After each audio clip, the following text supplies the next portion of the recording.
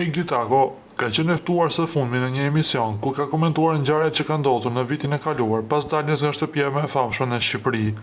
Ajo është shpyetur gjithashtu për një moment që u bë viral në rrjetet sociale, ndonse ishte fatkeqësi.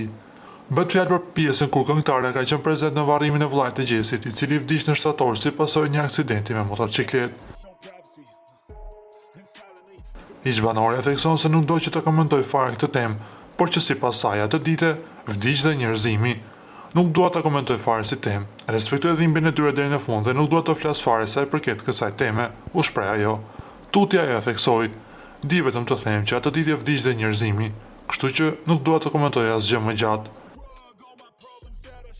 Kjo pasi në ato qaste të gjithë syt ishin nga ta dhe po i bënin foto. Na do t'ju themi se Pesmara ishte goxha e madhe, por nuk munguan dhe mediat televizive.